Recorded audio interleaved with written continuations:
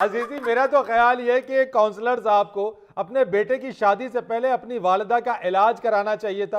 और अगर वो ये जानते थे कि वालिदा की तबीयत ऐसी है तो इस छोटी सी बात पे बेटे की बारात वापस नहीं ले जानी चाहिए। हाँ। वापस क्यों जी? मिस्र दी रेत परे करो तो थल्लों इंज दियां मम्मियां निकल दियां जी।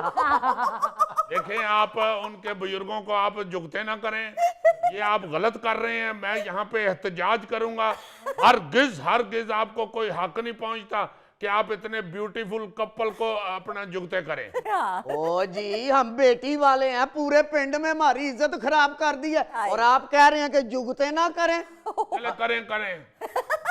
इनके गांव में जब भी कोई शादी होती है ना, ये माई तेल मेहंदी पे एटम सॉन्ग करने जाया करती है। बकवास मत करो, वो एटम सॉन्ग नहीं है, वो हमारा फोग है। लट्ठे दी चादर कुत्ते सलेटी रंग माया आबो सामने भाई साहब के ना नंग माया। आप तशरीफ रखिए ना। आपको लट्ठे की चादर सूट करती है ना स्लेटी सूट करती है। तो 19,000 तो दिलवाए ना, हमारा 19,000 तो दिलवाए। कौन सा? नाज़रीन, आप देख रहे हैं जहां पे कुर्सी की धींगा मुश्ती हुकूमतों में चल रही है, सियासी पार्टियों में चल रही है, उसी तरह ये कुर्सी की धींगा मुश्ती अब शादियों में भी घुस गई हुई है। कैमरामैन अल्लाह दिते के साथ आपका रिपोर्टर अय्यी, दुनिया न्यूज लाहौर। नाज़रीन, यहाँ वक्त हुआ एक ब्रेक का, हमारे साथ रहिए। भाया साहब फिक्र ना करो, तुसी भी रटा पा दे हो कि मेरे वोट ज्यादा सन, मैनू धांधली ना रहा है। गौरी साहब 50-100 की गल होवे ते बंदा रट्टा पा लैंदा, हज़ारां दा रट्टा ते नहीं पैंदा ना।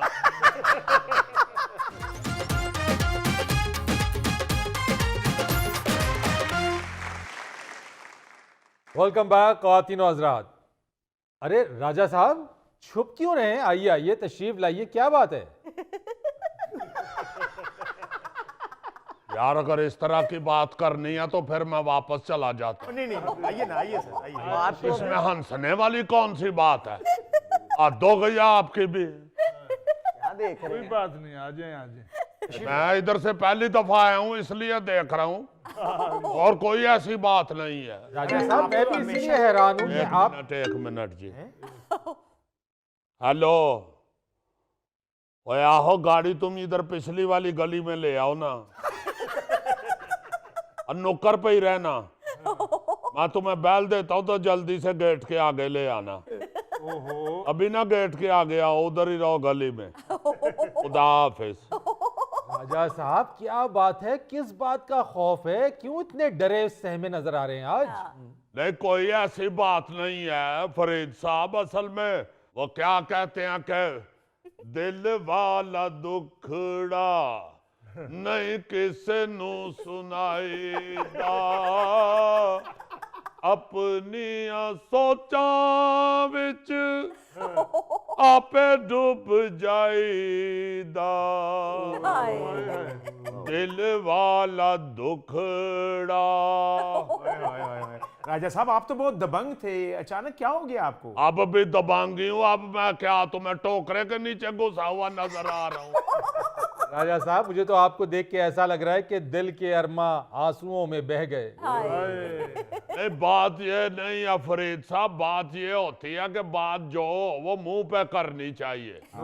अफसोस सिर्फ इस बात का है कि जो सारे मेरे साथी और कारकुन जो हैं मेरे मोहल्ले के, मेरे हल्के के, मेरे इलाके के, जो दिन रात जाते आते मुझे कहते थे कि ले दे जाएगा बब्बर शेरा, अब वो सारे मुंह दबा दबा के मेरी तरफ से देखते हुए गुजर के हंस रहे होते। मैंने हालां जाके डोर टू डोर कैंपेन भी की है। हालांकि आपने अपनी तबीयत ठीक ना होने की वजह से अपना टिकट छोड़ दिया। आपने कहा कि मेरा टिकट मेरे बेटे को दे दिया जाए। वो आपको मैंने बताया तो था कि सारे मेरे यार दोस्त कहते थे कि राजा तेरा मुंडा तेरे से ज्यादा तेज है, सारी फैक्ट्री वही संभालता है, तो वो अपना हल्का नहीं संभाल सकता। वो तो आप आके कह रहे हैं कि फैक्ट्री तो सारी 2-3 कनाल में थी और हल्का जो है वो तो कई मरब्बों में है। और मैं क्या, हुन छड्डो मरब्बे, हुन मैनू गाजर दा मरब्बा खवाओ। दिल्ली बैठ गया है, बड़ी जियादती की है अमान से। वैसे फरीद साहब इस तरह नहीं होना चाहिए, बंदे को मुंह पे बात करनी चाहिए। मुझे पहले बता देते मेरे हल्के के लोग कि भाई नहीं हमने तुम्हें वोट देना, हाँ। तो मैं कहता ठीक है, मैंने जो जहां पे टिकट छोड़ी थी हाँ जी। मैं अपने बेटे को भी ना लेके देता। मैं तो चलो परेशान हुआ हूँ जो हुआ हूँ, बेटा मेरा भी बेचारा उस दिन से अपने कमरे में बैठा रो रहा है। असल में राजा साहब, आपने अपने छोटे छोटे मफादात की वजह से जो सियासी वफादारियां तब्दील की है ना, लोग उस वजह से गुस्से में हैं। आप अपनी वजह से अपने बेटे की सियासत को भी ले डूबे।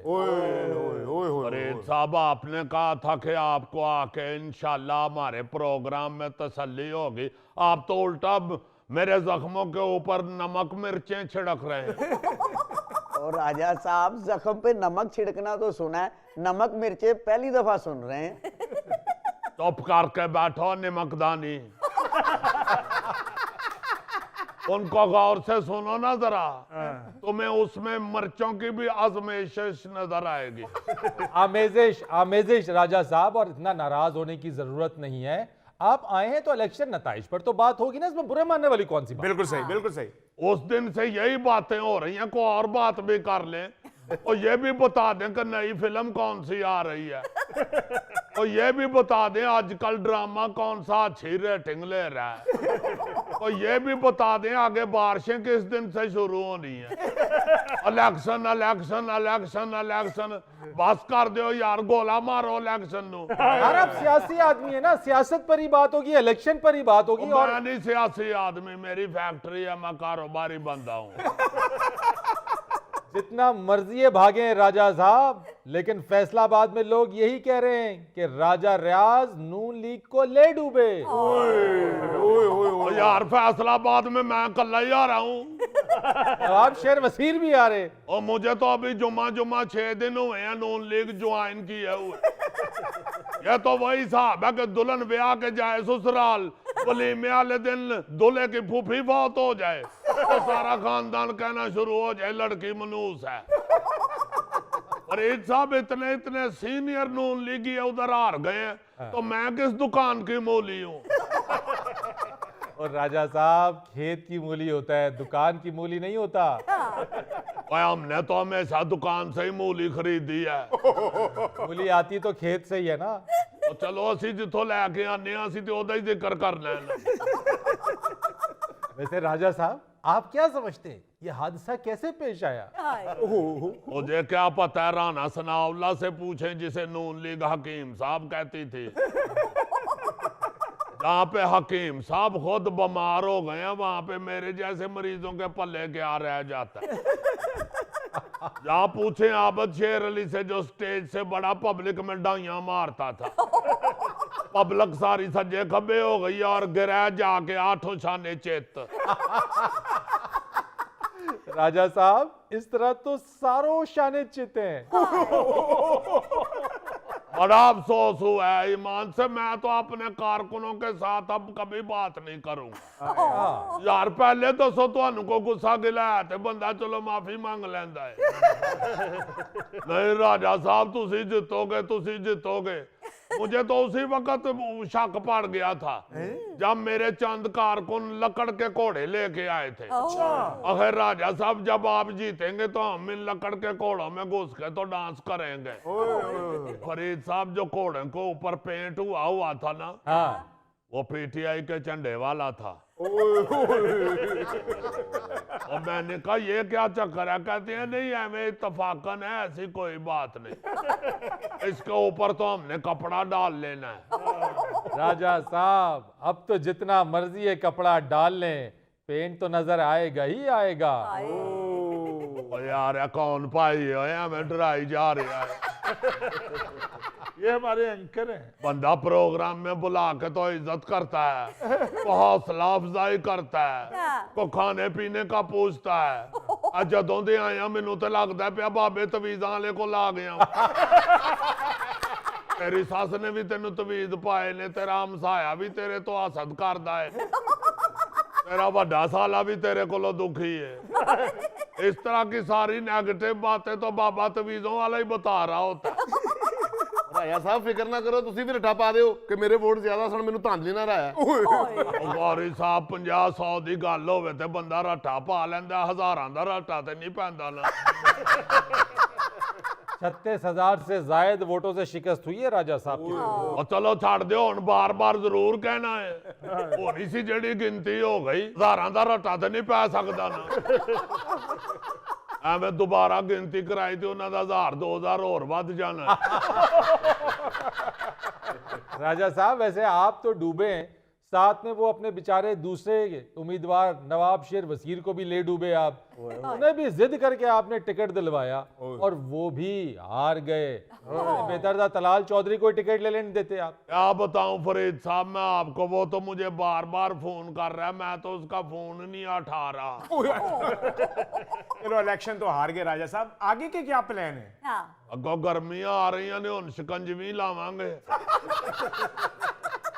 यार हमें फजूल दांत ना निकाले, शिकंजवी दिल को राहत देती है। और मुझे डॉक्टर ने बताया इस वक्त तुम्हारे दिल को राहत की जरूरत है। असल में फरीद साहब फैसलाबाद में ये महीना रे के लिए बहुत वजनी रहा है। हाय। सारे बेचारे परेशान हैं।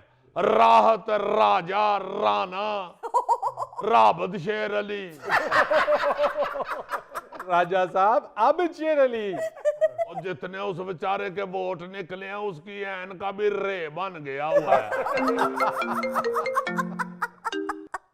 हाँ चल आजा गेट अगे, लाइटां बंद रखी गड्डी दियां। आहो आ रहे हैं यार।